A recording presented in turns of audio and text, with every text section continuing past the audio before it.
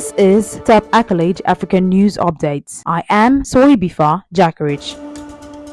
Ghana will select by December a company to build its first nuclear power plant from contenders, including France, EDF, US-based NuScale Power, and Regnum Technology Group, and China National Nuclear Corporation, an energy ministry official said. South Korea's Kepco and its subsidiary Korea Hydro Nuclear Power Corporation, as well as Russia's ROSATOM, were also competing for the contracts expected to span the next decade, said Robert Sogbadji, Deputy Director for Power in charge of nuclear and alternative energy. Ghana started considering building a nuclear power plant in 1960s, but the process was derailed by a coup. It revived the plan in 2006 with the International Atomic Energy Association's assistance following a devastating power crisis that year. Sogbadji said 16 countries and companies had responded to the government's request for vendors, but a technical team of state agencies led by the Energy Ministry narrowed it down to the current 5 nations. Ghana, like other African countries, is increasingly looking to the possibility of nuclear power to close supply gap in a continent where over 600 million people lack access to electricity. Burkina Faso and Uganda have both signed agreements with Russia and China to construct their first nuclear power plants. Kenya, Morocco, and Namibia are also working to add nuclear to their energy mix.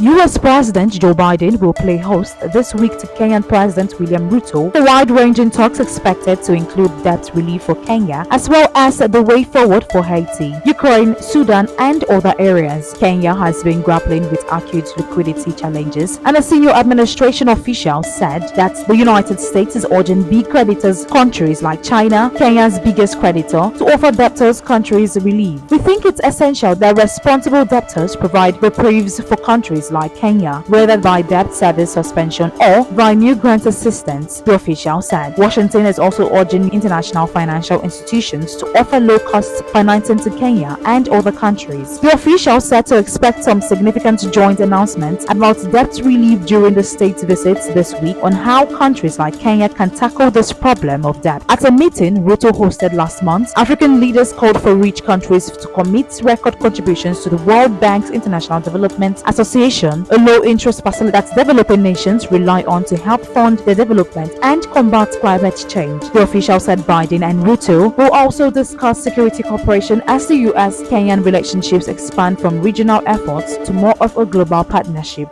They will discuss Haiti, Ukraine, Sudan, and other global hotspots, the official said.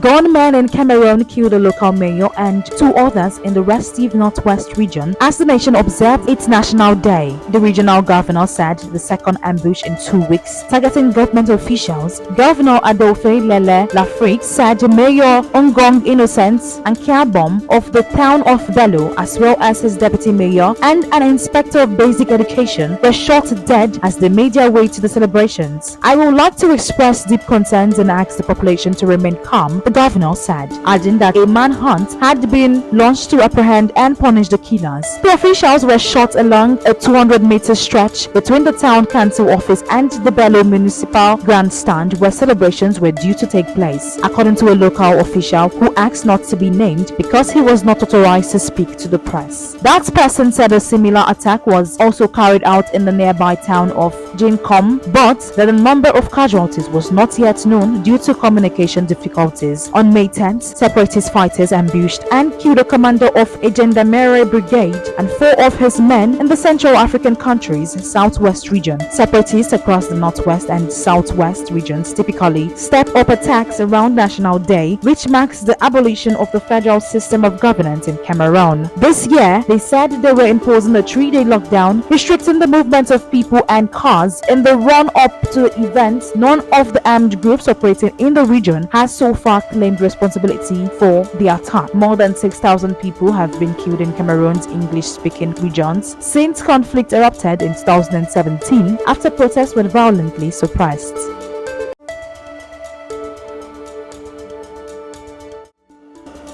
South Africa remains at risk of bird flu due to delays in the rollout of a broad vaccination program, the country's largest chicken producer, Astral Foods, said. Last year, South Africa lost 9.5 million chickens, about a third of its national flock, during its worst outbreak of high pathogenic avian influenza, a bird flu with a high death rate that spreads rapidly through a flock. The government has published guidelines for HPAI vaccination, but the poultry industry says the stringent biosecurity standards and monitoring protocols required are hindering vaccination efforts. The South African Poultry Association says no company has met the requirements despite eagerness to comply. Bird flu remains a major risk to the local poultry industry, with slow progress being made towards approval for the vaccination of broiler breeding stock, Astra Foods said in a statement. South Africa Department of Agriculture was not immediately available for comments. Astral Foods posted 355 million rands, that is $19.56